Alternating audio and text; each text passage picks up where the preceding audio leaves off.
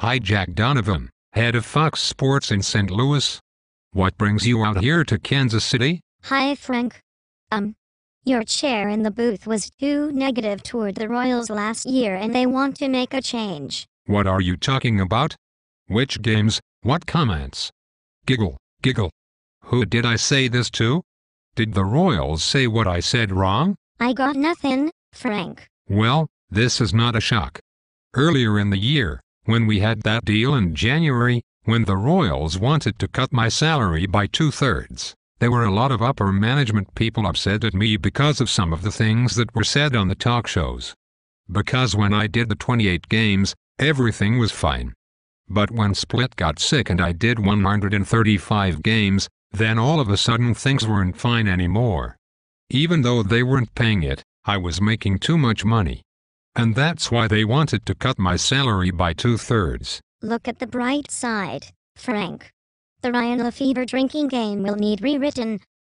I cannot say where it started, who it started with.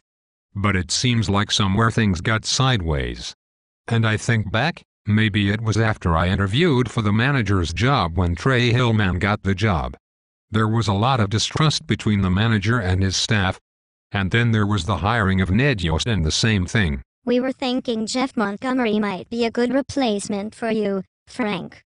But then we thought about that guy from Police Academy who can make all the cool noises. Viewer bebop boop. We really think he could bring the game alive. I don't know if me being interviewed for that job it put me in a different light with the club or with the manager.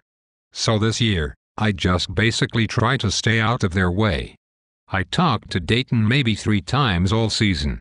Dan Glass, I just bumped into casually in the parking lot. That was the only conversation we had all year.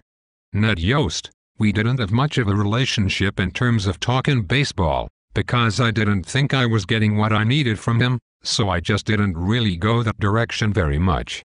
So, maybe that's it. I don't know. We were also thinking Bob Davis. Nah. My main thing is, it's their team. And they have a right to go any direction they want to go. My only concern is, go the right way.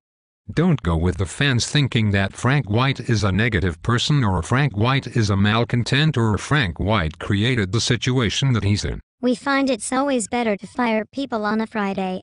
Studies have statistically shown that there's less chance of an incident if you do it at the end of the week. No one from the front office during the season came to me and said, "Look, why did you say this?" Or, "Why did you say that?" They just smile in your face and then give you the appearance that you were doing a great job, and then in the end they say, "Well, we gotta let you go because you've been too negative." You know, it hurts. And when you go back, I've only asked the Royals to do one thing for me, in all the time that I've been with them. And that was back in January when I asked him, "Look, I really think my job is community relations and public relations. I have no clue where this TV thing is going to go. I have no clue how many games I'm going to get."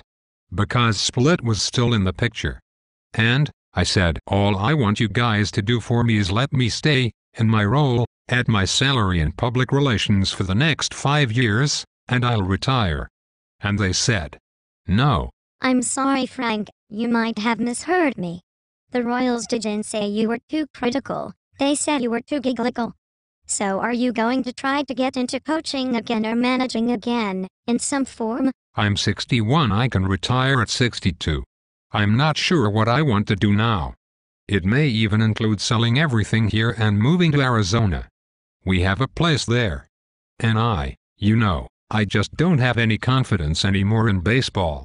I mean, I just think that if your own team cannot see your value, if your own team cannot utilize you in a way that you've always been utilized, which is in the public, which is speaking positively about the ball club. I think Jim Eisenreich still lives in Kansas City. Every time Chris gets his put into a game I say, "Dirty cockballs shit bastard." Might as well have the color commentator do it for me. I think they're losing a great asset. Someone who can help them in a lot of different ways, because I've managed and I've coached at this level.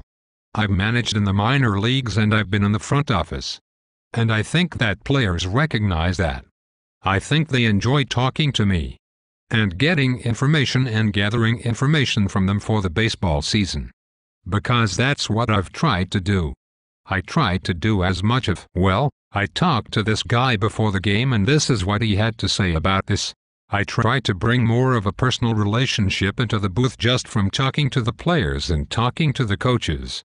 And that's what I enjoy doing. There is that Chipper Jones guy, too. Maybe he will retire.